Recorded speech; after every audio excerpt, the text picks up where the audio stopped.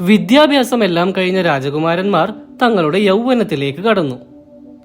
ധൃതരാഷ്ട്ര മഹാരാജാവിന് തന്റെ പുത്രന്മാരും പാണ്ഡുപുത്രന്മാരും തമ്മിൽ യാതൊരു വ്യത്യാസവും ഉണ്ടായിരുന്നില്ല. ആയതിനാൽ പ്രായം കൊണ്ട് മൂത്തവനും സൽ സ്വഭാവിയുമായിരുന്ന യുധിഷ്ഠിരനെ അദ്ദേഹം യുവരാജാവാക്കി അഭിഷേകം ചെയ്തു. എന്നാൽ അച്ഛന്റെ രാജ്യം തനിക്ക് കിട്ടുമെന്ന് വിചാരിച്ചു കൊണ്ടിരുന്ന ദുര്യോധനന് അത് തീരെ ഇഷ്ടമായില്ല.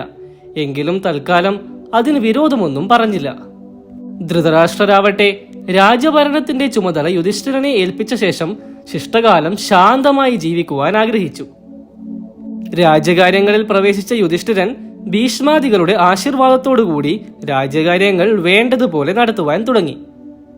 ചുരുങ്ങിയ കാലം കൊണ്ട് തന്നെ അദ്ദേഹം പ്രജകൾക്ക് പ്രിയപ്പെട്ടവനായി. അനുജന്മാർ 4 പേരുടെയും സഹായത്തോടുകൂടി പല രാജ്യങ്ങളെയും കീഴടക്കി തന്റെ രാജ്യാതിർത്തി വിപുലപ്പെടുത്തുകയും സമ്പത്ത് വർദ്ധിപ്പിക്കുകയും ചെയ്തു. സർവരും അദ്ദേഹത്തിന്റെ ഭരണത്തെ പുകഴ്ത്തുവാനും പാണ്ഡവരെ ആദരിക്കുവാനും തുടങ്ങി. എന്നാൽ കാലം കഴിഞ്ഞപ്പോൾ പൗരജനങ്ങളെല്ലാം പാണ്ഡുവിന്റെ മക്കളെ പുകഴ്ത്തുകയും തന്റെ മക്കളെ അവഗണിച്ച് പറയുന്നതും കേട്ടപ്പോൾ ധൃതരാഷ്ട്രർ അല്പം അസ്വസ്ഥനാകുവാൻ തുടങ്ങി. ഒരു നാൾ തന്റെ മന്ത്രിമാരിൽ ഒരാളായ കണികനെ വിളിച്ചു വരുത്തി അദ്ദേഹം പറഞ്ഞു, എന്റെ മക്കൾക്ക് ഇല്ലാത്ത കീർത്തി പാണ്ഡുവിന്റെ മക്കൾക്ക് ലഭിക്കുന്നത് എന്നിലിപ്പോൾ അസൂയയുണ്ടാക്കുന്നു. ഇതിന് എന്താണ് ഒരു പരിഹാരം? ഇതിനൊരു നിവൃത്തി മാർഗം കിട്ടിയേ പറ്റൂ. എല്ലാം കേട്ട ശേഷം കണികൻ പറഞ്ഞു, ഗുണകാരികൾ അല്ലെന്ന് തോന്നുന്നവരെ ശത്രുക്കളായി കണ്ട് അകറ്റി നിർത്തുകയോ നശിപ്പിക്കുകയോ ചെയ്യുന്നത് തന്നെയാണ് ഉചിതം. ബലശാലികളും ജനസമ്മതരുമായ പാണ്ഡവരെ ഇവിടെ രാജധാനിയിൽ വെച്ച് പൊറുപ്പിച്ചാൽ അങ്ങേക്കോ മക്കൾക്കോ സമാധാനം കിട്ടുകയില്ല. ആയതിനാൽ നല്ലവണ്ണം ആലോചിച്ച് കാര്യങ്ങൾ നടത്തിയാലും. എല്ലാം കേട്ട് ധൃതരാഷ്ട്രർ ഭാവി കാര്യങ്ങളെപ്പറ്റി ആലോചിച്ച് ചിന്താമഗ്നനായിരുന്നു. പാണ്ഡവരുടെ അഭിവൃദ്ധിയിൽ അസൂയാലുവായിത്തീർന്ന ദുര്യോധനനും അമ്മാവനായ ശകുനിയോടും ആത്മമിത്രമായ കർണനോടും കൂടി അവർക്കെതിരായി പല ഗൂഢാലോചനകളും നടത്തുന്നുണ്ടായിരുന്നു. ഒരു നാൾ ദുര്യോധനൻ അച്ഛന്റെ അടുക്കൽ ചെന്ന് പറഞ്ഞു, മഹാരാജാവേ, അങ്ങ് ഞങ്ങളുടെ ഭാവിയെ മുഴുവൻ നശിപ്പിച്ചിരിക്കുന്നു. ഞങ്ങൾക്കിപ്പോൾ പാണ്ഡവരുടെ ദാസന്മാരായി ജീവിക്കേണ്ട അവസ്ഥയാണ്. പണ്ട് അങ്ങയുടെ അന്ധത കൊണ്ട് ഇളയച്ചനായ പാണ്ഡു രാജാവായി. ഇപ്പോഴിതാ അങ്ങ് യുധിഷ്ഠിരനെ യുവരാജാവാക്കിയത് കൊണ്ട് ഇനി അവരുടെ മക്കളും ശേഷമുള്ള പരമ്പരയും രാജാക്കന്മാരാകും. അങ്ങയുടെ പുത്രരായ ഞങ്ങൾക്കോ ഞങ്ങളുടെ സന്തതി പരമ്പരകൾക്കോ ഒരിക്കലും രാജ്യാവകാശം ഉണ്ടാവുകയില്ല. എന്നും മറ്റുള്ളവരുടെ ആശ്രിതരായി കഴിയേണ്ടി വരും. പുത്രന്റെ വാക്കുകൾ കേട്ട ധൃതരാഷ്ട്രനും ദുഃഖിതനായി പറഞ്ഞു, നീ പറയുന്നത് ശരിയാണ്. അന്നങ്ങനെയെല്ലാം സംഭവിച്ചു പോയി. ഇനി എന്താണ് ചെയ്യേണ്ടത്? പാണ്ഡവർക്ക് വേറെയൊരു കൊട്ടാരം ഉണ്ടാക്കി കൊടുക്കുക. അവിടെ യുധിഷ്ഠിരൻ യുവരാജാവായി വാണുകൊള്ളട്ടെ. ഞങ്ങൾ ഇവിടെ അങ്ങയോടൊപ്പം സുഖമായി താമസിച്ചു കൊള്ളാം. ദുര്യോധനന്റെ വാക്കുകൾ അദ്ദേഹത്തിന് ഉചിതമായി തോന്നി. പാണ്ഡവരെ കുറച്ചുകാലത്തേക്കെങ്കിലും വാരണാവതത്തിലേക്ക് മാറ്റി താമസിപ്പിക്കുവാൻ അദ്ദേഹം തീർച്ചപ്പെടുത്തി. അച്ഛന്റെ ആളായി നിന്നുകൊണ്ട് ദുര്യോധനൻ തന്നെ അതിനു വേണ്ടതെല്ലാം നടത്തുവാൻ മുൻകൈ എടുത്തു. പലരും വാരണാവതത്തെ പുകഴ്ത്തി പറയുന്നത് കേട്ട പാണ്ഡവർക്കും അവിടെ ഒന്ന് പോകുവാൻ ആഗ്രഹമുണ്ടായിരുന്നു. ഒരു ദിവസം ധൃതരാഷ്ട്രർ അവരെ തന്റെ അടുക്കലേക്ക് വിളിച്ചു വരുത്തി പറഞ്ഞു, വാരണാവതത്തിൽ വലിയൊരു ഉത്സവം നടക്കുന്നുണ്ട്. നിങ്ങൾ അമ്മയോടൊപ്പം അവിടെ പോയി കുറച്ചുകാലം എല്ലാം കണ്ട് സുഖമായി താമസിക്കുവിൻ.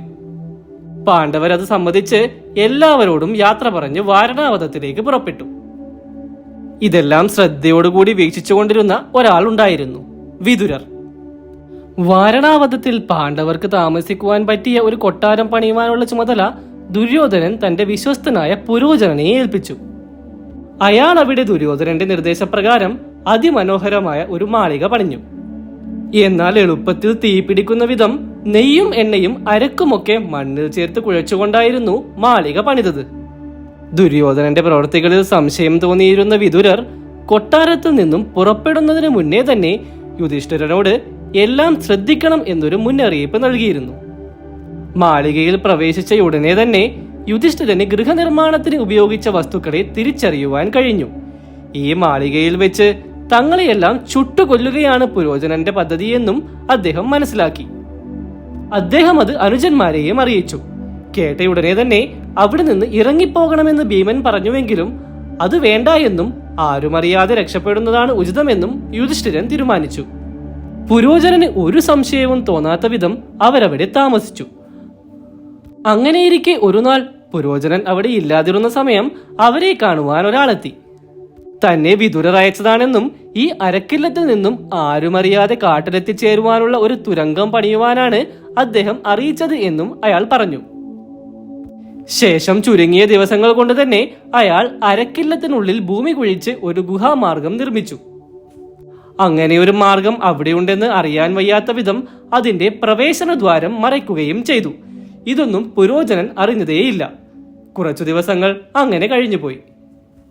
ഇനി അധികം താമസിപ്പിക്കേണ്ട ആവശ്യമില്ല എന്നും അടുത്ത കൃഷ്ണപക്ഷത്തിലെ ചതുർദശി ദിവസം ആർക്കും സംശയമുണ്ടാവാത്ത വിധത്തിൽ അരക്കില്ലത്തിന് തീ കൊടുത്തേക്കാൻ ദുര്യോധനൻ ചാരന്മാർ വഴി പുരോചനനെ അറിയിച്ചു. എന്നാൽ തന്റെ ചാരന്മാർ വഴി ഈ വിവരം അറിഞ്ഞ വിതുരർ ഉടനെ തന്നെ തന്റെ ഒരു ദൂതനെ പാണ്ഡവരുടെ അടുത്തേക്ക് അയച്ച് ഒരുങ്ങിയിരുന്നു കൊള്ളുവാൻ അവരോട് പറഞ്ഞു. എല്ലാം അറിഞ്ഞ ശേഷം ചതുർദശിക്ക് മുന്നേ തന്നെ പുരോചനനെ കബളിപ്പിച്ച് അരക്കില്ലത്തിനും ആയുധപ്പുരയ്ക്കും തീ വെച്ച് അവിടെ നിന്നും രക്ഷപ്പെടാൻ യുധിഷ്ഠിരൻ തീരുമാനിച്ചു. പിറ്റേന്ന് കുന്തി അവിടെ വെച്ച് ഒരു ബ്രാഹ്മണ ഭോജനം നടത്തുവാൻ തീർച്ചപ്പെടുത്തി. അന്നേ ദിവസം നിരവധി ബ്രാഹ്മണർ സ്ത്രീകളുമായി വന്ന് ഭക്ഷണം കഴിച്ച് അവരെ അനുഗ്രഹിച്ച് മടങ്ങിപ്പോയി. എല്ലാം കഴിഞ്ഞപ്പോൾ ഒരു വേടത്തിയും അവരുടെ 5 മക്കളും കൂടി ഭക്ഷണം കഴിക്കുവാൻ എത്തി. കുന്തി അവർക്കും ഭക്ഷണം നൽകി. ശേഷം രാത്രിയായതിനാൽ അവിടെ തന്നെ കിടന്നുറങ്ങിക്കൊള്ളുവാൻ അവർക്ക് അനുവാദവും നൽകി. ഭീമസേനൻ അന്ന് രാത്രി ഒരു സംശയവും തോന്നാതിരിക്കുവാൻ പുരോചനന്റെ അടുത്തു തന്നെ കിടന്നു.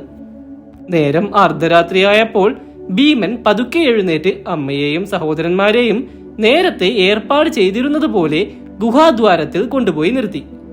ശേഷം മരക്കില്ലത്തിന്റെ 4 മൂലകൾക്കും തീ കൊളുത്തി. പിന്നെ എല്ലാവരും ഗുഹാദ്വാരം ഭദ്രമായി അടച്ച് ഗുഹയിലൂടെ നടക്കുവാൻ തുടങ്ങി. അരക്കില്ലത്തിൽ തീയാളിക്കത്തുന്നത് കണ്ട് നാട്ടുകാരെല്ലാം ഉണർന്നു. കൂട്ടനിലവിളിയായി. എന്നാൽ ആർക്കും ഒന്നും ചെയ്യുവാൻ കഴിഞ്ഞില്ല.